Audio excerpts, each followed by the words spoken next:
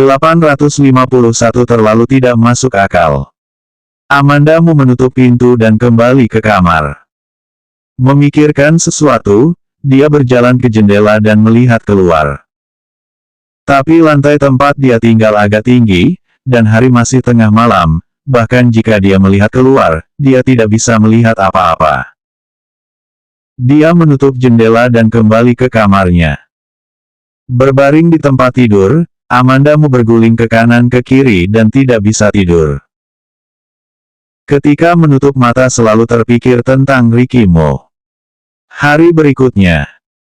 Saat sarapan, Joannamu menggigit roti dan menatap Amandamu dan berkata, "Bu, mata kamu seperti panda." Amandamu berkata dengan ramah, "Lucu, bukan?" Joannamu mengerutkan sudut bibirnya, "Ini masih panda yang lucu." Amandamu merasa bahwa Joannamu mungkin tumbuh berbisa seperti Ricky Mo. Rencana Amandamu hari ini adalah tidak pergi ke perusahaan dan membawa Joannamu keluar untuk bermain.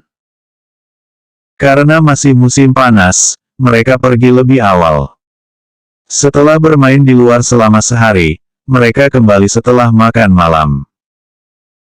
Setelah tiba di rumah, Amandamu mengajak Joannamu untuk mandi. Setelah bermain sehari, Joannamu merasa sangat lelah dan tertidur setelah mandi dan berbaring di tempat tidur. Amandamu mematikan lampu untuk Joannamu sebelum kembali ke kamarnya untuk mandi. Keluar dari kamar mandi, dia pergi ke meja dan melihat-lihat kertas. Meskipun Ricky Mo mengatakan bahwa pekerjaan di perusahaan Mo bisa dilakukan seperti yang dia inginkan, tetapi karena Amandamu mengambil alih, dia masih harus melakukan apa yang harus dia lakukan. Ketika Ricky Mo mengambil alih perusahaan Mo, perlu banyak upaya untuk meningkatkan kinerja perusahaan Mo. Perusahaan Mo masih memiliki sebagian dari kerja keras Ricky Mo. Seperti yang dikatakan Ricky Mo, Amandamu masih menyimpannya di dalam hatinya. Tetapi kadang-kadang orang yang saling mencintai tidak peduli tentang kebersamaan selama mereka saling mencintai. Ricky Mo melemparkan jaring yang besar, dan Amandamu disimpan dalam kegelapan. Kejadian ini tidak dapat dengan mudah dilewati. Tetapi sekarang bukan saatnya untuk menyelesaikan hal-hal ini. Dia bahkan tidak tahu pengaturan apa yang dibuat Ricky Mo untuk menghadapi Kenzo Lee. Jika Ricky Mo tidak memberitahunya, maka dia akan menganggap ini tidak ada masalah. Amandamu menarik napas dalam-dalam, mengambil dokumen dan membukanya. Ketika melihat halaman terakhir, menemukan bahwa itu telah ditandatangani di bawah. Tulisan tangannya persis sama dengan miliknya. Namun, dia ingat dengan jelas bahwa dia belum membaca dokumen ini. Apakah dia menandatanganinya ketika sedang bermimpi? Ini sangat tidak masuk akal. Amandamu meletakkan dokumen yang ditandatangani dan membuka dokumen lain, dan juga menemukan bahwa itu juga sudah ditandatangani. Dia telah membaca tumpukan dokumen dan menandatangani semuanya, dan mereka persis sama dengan miliknya. Pada saat ini, dia menemukan buku catatan terbuka di sampingnya. Dia mengambil dan menemukan bahwa itu direkam dalam buku catatan, konten singkat dari dokumen-dokumen ini, dan beberapa situasi perusahaan Mo. Bisakah meniru tulisan tangannya, dan begitu akrab dengan perusahaan Mo, siapa lagi selain Ricky Mo? Ricky Mo menyelinap masuk untuk membantunya dengan dokumen ketika dia tidak di rumah. Amandamu tidak tahu harus membuat ekspresi apa. Apakah Ricky Mo menganggap dirinya sebagai seseorang yang patut dikasihani? Amandamu duduk diam sejenak, meletakkan dokumen satu persatu, dan meletakkannya kembali di tempatnya. Keesokan harinya, Amandamu pergi ke perusahaan. Doni tahu bahwa setelah Amandamu memproses semua dokumen, ekspresinya sangat terkejut. "Direkturmu, kamu menyelesaikan dokumen di rumah kemarin. Jika bukan karena melihat tulisan di atasnya persis seperti Amandamu, dia akan curiga bahwa Amandamu telah meminta seseorang untuk melakukannya. Amandamu tidak menjawab pertanyaannya langsung, tetapi berkata, keluarkan. 852 Ricky Mo diduga melakukan kejahatan ekonomi. Donnie meliriknya, tidak banyak bicara, dan keluar memegang setumpuk dokumen. Amandamu duduk di meja dan mengeluarkan pena Ricky Mo. Dia mendapat banyak pena ini ketika dia masih kecil. Tetapi tidak pernah berpikir bahwa salah satu dari mereka pada akhirnya akan menjadi takdir yang tidak dapat dilepas. Apa yang membuatnya tak terduga adalah bahwa bocah itu sebenarnya Ricky Mo. Pada saat itu, bocah lelaki itu tampak sangat pemalu, dia sama sekali tidak terlihat seperti anak orang kaya. Ketika Amandamu memikirkannya, telepon bergetar. Ini adalah pengingat pesan WeChat baru. Amandamu mengambilnya dan melihatnya dan menemukan 8 merah pada ikon WeChat. Ada 8 pesan yang belum dibaca. Yang mengirim begitu banyak pesan padanya di pagi hari. Amandamu hendak mengklik, tetapi menemukan bahwa jumlah di atas masih meningkat. Amandamu sedikit mengernyit, mengirim WeChat dengan tergesa-gesa, pasti ada sesuatu yang mendesak. Amandamu mengklik dan menemukan bahwa Lucy Sen telah mengiriminya pesan. Amanda, apakah kamu sudah melihat berita? Apakah kamu sibuk? Gambar. Kamu lihat dulu, tiba-tiba ada banyak berita tentang keburukan Ricky Mo. Berita ini, satu persatu dijelaskan deskripsi naratif dengan jelas, tapi aku merasa itu tidak benar, bukan? Aku pikir Ricky Mo seharusnya bukan orang seperti ini. Apakah kamu di sana? Apakah kamu sedang rapat? Aku pikir seseorang sengaja ingin menjatuhkan Ricky Mo. Amandamu menjawab Lucy Sen dengan mengetik, baru saja tiba di perusahaan, aku akan melihat dulu. Setelah Amandamu mengambil alih perusahaanmu, dunia luar tidak pernah berhenti mempertanyakan berbagai spekulasi. Selalu ada media menulis berita bahwa dia wanita yang penuh tipu muslihat. Dia terlalu malas untuk memperdulikan itu, jadi dia langsung memblokir feed berita. Tidak peduli bagaimana mereka melaporkan atau memfitnahnya, itu tidak akan mempengaruhi hidupnya. Amandamu menyalakan komputer dan pergi mencari berita Ricky Mo.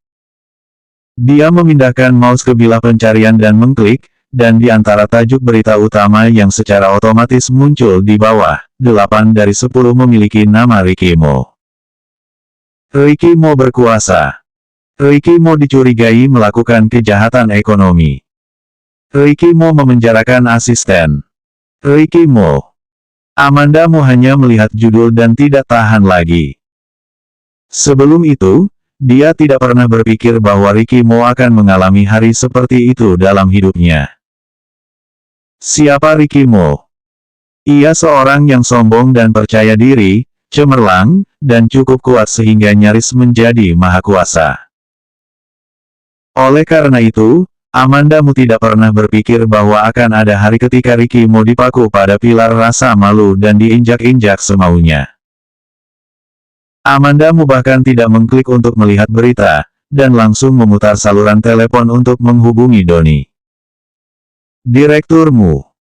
Donnie, biarkan Departemen Humas mengadakan pertemuan darurat.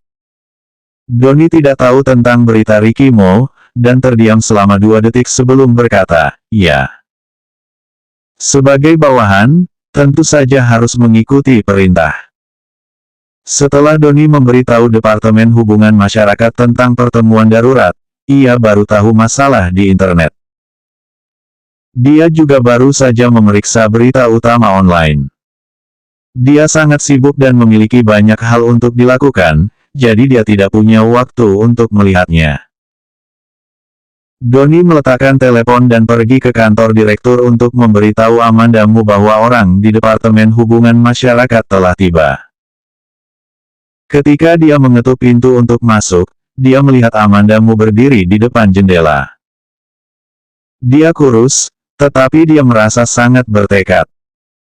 Sebelum dia bisa berbicara, Amanda Mu menoleh ke belakang dan bertanya kepadanya, apakah semua orang di Departemen Hubungan Masyarakat ada di sini?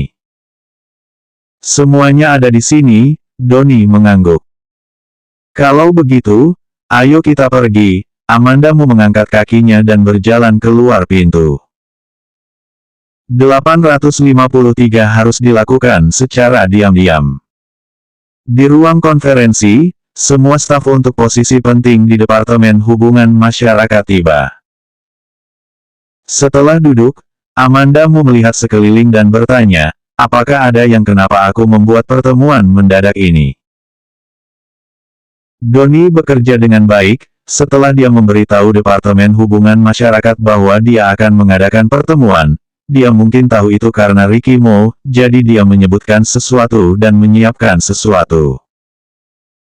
Ruang rapat itu sangat sunyi, dan tidak ada yang berbicara lebih dulu. Setelah sekitar 10 detik, seseorang dengan hati-hati berkata, apakah itu karena berita tentang Tuan Mo di internet? Amanda Mu mengangguk, iya. Dia menggenggam kedua tangannya di atas meja konferensi, dan sedikit meluruskan punggungnya, dengan nada yang sama seperti biasa, aku ingin kalian menghapus berita itu di internet. Imbalannya adalah gaji dan bonus menjadi double. Bisakah kalian melakukannya? Orang-orang di bawah saling memandang. Mereka juga baru mempelajari beberapa berita Ricky Mo sekarang. Berita itu keluar tiba-tiba, di seluruh dunia. Tidak mudah untuk menginginkan dihapus dengan baik. Amanda Mu melihat bahwa mereka diam, dan berkata, jika kalian tidak bisa melakukannya, aku hanya bisa pergi ke tim humas yang bisa melakukannya. Akhirnya, manajer umum Departemen Hubungan Masyarakat berdiri dan berbicara, kami akan melakukan yang terbaik. Baik, aku ingin melihat hasilnya secepat mungkin. Masalah ini harus dilakukan secara rahasia, dan dunia luar tidak boleh tahu bahwa kita yang menghapus semua berita. Pertemuan berakhir. Setelah berbicara, Amanda Mu berdiri dan berjalan keluar. Berita itu tiba-tiba meledak. Seolah direncanakan, semuanya meledak sekaligus. Beberapa orang berpikir bahwa Ricky Mo sekarang dalam keadaan hilang, dan orang-orang yang menyampaikan berita memiliki niat buruk. Beberapa orang berpikir bahwa perusahaan Mo bisa menjadi sangat besar dan Ricky Mo memiliki pergelangan tangan yang kuat, dia pasti bukan orang yang baik.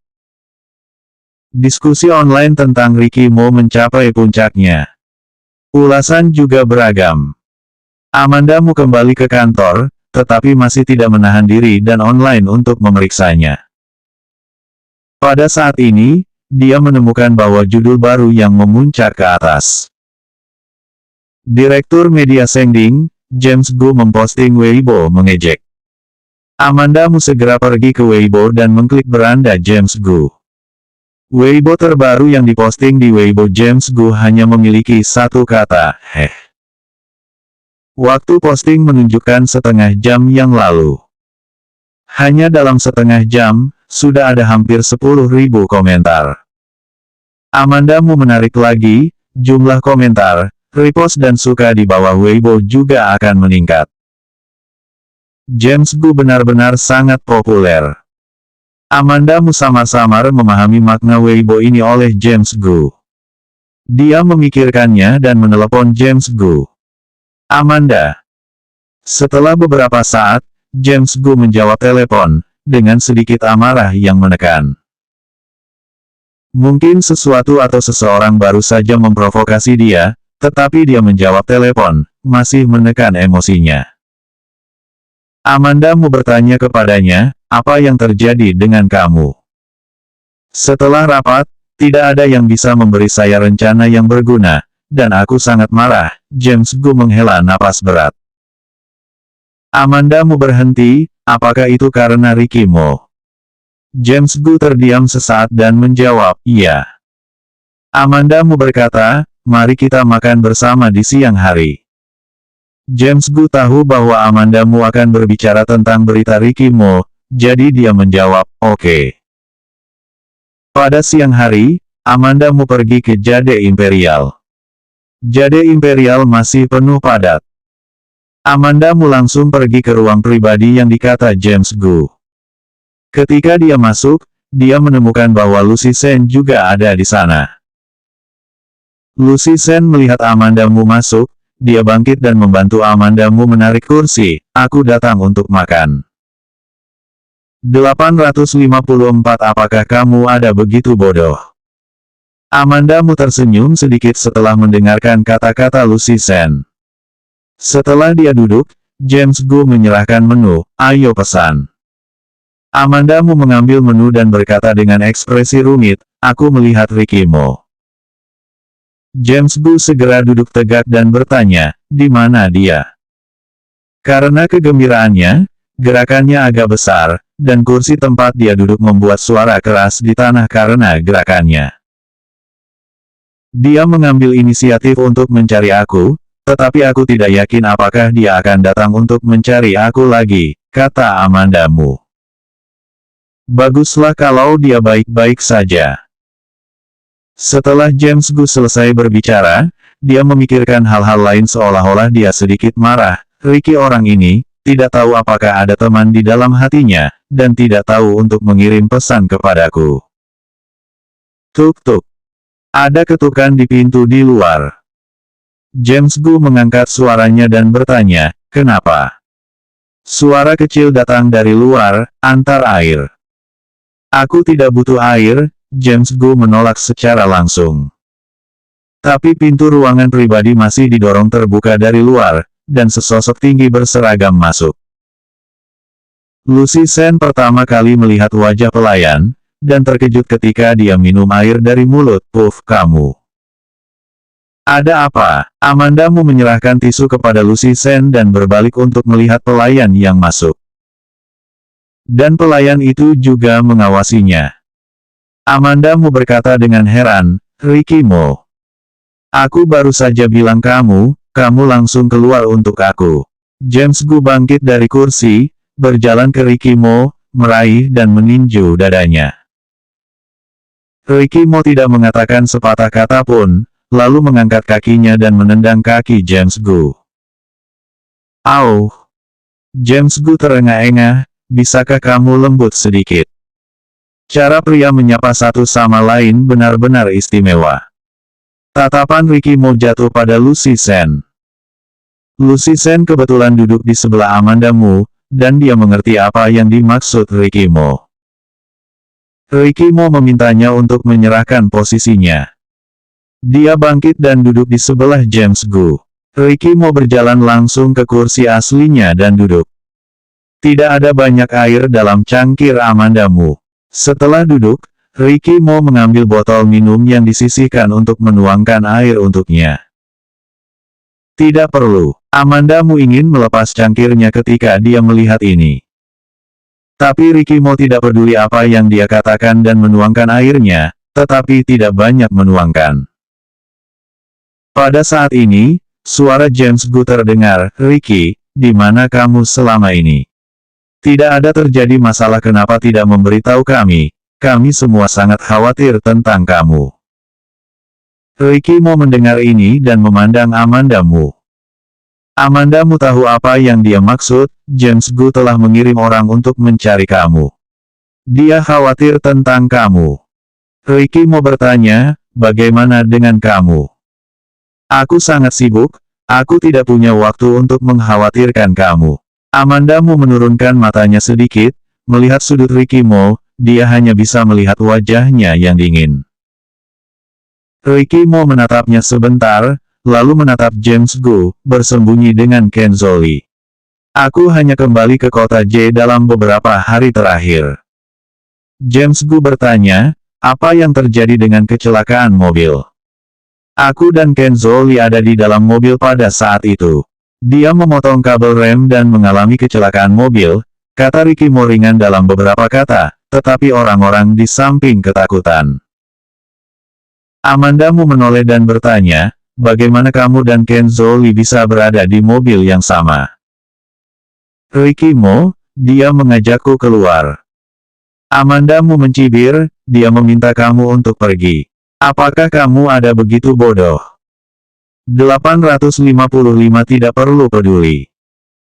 Ricky Mo memandang Amandamu tanpa ekspresi, matanya dingin dan dia tidak bisa melihat kebahagiaan atau kemarahan. Amandamu juga mengangkat kepalanya dan menatap Ricky Mo, sedikitpun tidak menyerah. Amanda, James Gu berkeringat dingin untuk Amandamu. Hanya Amandamu yang berani memarahi Ricky Mo seperti ini. Jika orang lain berani mengatakan ini ke Ricky Mo. Tidak, orang tidak berani mengatakan itu sama sekali ke Ricky Mo. Keduanya saling memandang sejenak, tetapi pada akhirnya Ricky Mo tidak membuka matanya, menyesap air dari gelas air, dan tidak mengatakan apa-apa. Amandamu mengawasinya minum air, hanya untuk menyadari bahwa dia menggunakan cangkirnya. Sebelum Ricky Mo datang, hanya ada 3 dari mereka di dalam ruangan dan hanya 3 gelas air. Ricky Mo baru saja minum cangkirnya. Amandamu mengerutkan bibirnya, tetapi pada akhirnya tidak mengatakan apa-apa. Melihat kedua orang ini akhirnya tenang, James Gu akhirnya menemukan kesempatan lain untuk berbicara. Ricky, berita yang diekspos di internet kali ini, apakah Kenzo Li juga yang melakukannya? Apa yang dia bayangkan? Jangan khawatir tentang berita di internet. Ricky Mo sepertinya tidak mengkhawatirkan reputasinya sama sekali ketika dia ada di sana. James Gu berkata dengan marah, tidak masalah. Apakah kamu tahu betapa jeleknya perkataan orang-orang itu di internet? Jika kamu benar-benar tidak peduli, mereka akan mengatakan bahwa yang hitam akan menjadi putih, dan yang putih akan disebut hitam. Jangan khawatir, kata Ricky Mo lagi, dengan tekad yang tak perlu dipertanyakan dalam nada suaranya. James Gu ingin mengatakan sesuatu, tetapi di bawah tatapan Ricky Mo, dia membentangkan tangannya, tapi aku sudah membiarkan orang-orang dari Departemen Hubungan Masyarakat turun tangan. Kalau begitu biarkan mereka berhenti. Kamu. James Gu mengeluarkan teleponnya dengan marah, oke, aku akan membiarkan mereka berhenti sekarang, oke. Setelah selesai berbicara, ia menelepon Departemen Hubungan Masyarakat perusahaan. Amandamu memandang James Gu, lalu berbalik untuk menatap Ricky Mo. Ketika dia menoleh, dia melihat Ricky Mo menatapnya. Matanya selalu sedikit gelap, dan ketika dia menatap seseorang dengan saksama, itu membuat orang merasa bingung. Setelah beberapa detik, Ricky Mo memandangnya dan berkata, kamu juga harus menghubungi Departemen Hubungan Masyarakat. Wajah Amandamu sedikit memudar, Ricky Mo tahu segalanya. Amandamu tidak berbicara, pura-pura tidak mengerti, apa hubungannya dengan aku. Kamu mengira aku akan membiarkan Departemen Hubungan Masyarakat membantu kamu melakukan penghapusan berita. Mimpi. Agak tak terduga, Ricky Mo tidak banyak bicara, tetapi menjawab dengan ringan, oh. Oh. Reaksi macam apa ini? Ricky Mo percaya padanya. Amandamu menoleh, jejak keraguan di matanya. Apa maksud Ricky Mo? Amandamu tidak mengerti apa yang dimaksud Ricky Mo dengan, oh, sampai dia meninggalkan Jade Imperial dan kembali ke perusahaan Mo setelah makan. Dia kembali ke kantor dan menelepon Doni untuk bertanya tentang kemajuan Departemen Hubungan Masyarakat. Hasilnya adalah, Departemen Hubungan Masyarakat mengatakan telah diperintahkan untuk tidak melanjutkan melakukan hubungan masyarakat untuk tuan muda. Amandamu mengambil napas dalam-dalam ketika dia mendengar kata-kata itu, dan terdiam beberapa saat, lalu bertanya dengan lantang, siapa yang memberi perintah? Departemen Hubungan Masyarakat mengatakan itu perintah dari kamu, dan surat itu juga dikirim dari kotak surat kamu. Suara Doni tenang. Dia sudah menebak apa yang sedang terjadi. Mendengarkan nada suara Amandamu, dia tidak pernah mengeluarkan perintah seperti itu. Dan hanya ada satu orang yang dapat mengirim pesanan seperti itu ke Departemen Hubungan Masyarakat melalui kotak surat di bawah mata begitu banyak orang. Yaitu, Ricky Mo. Aku mengerti. Amanda Mu menutup telepon, memikirkannya lagi, merasa sedikit marah. Ricky Mo sudah seperti ini, dan bahkan bisa berpura-pura menjadi dia dan mengirim email. Dia benar-benar meremehkan Ricky Mo. Selanjutnya bab 856 ketidakberdayaan.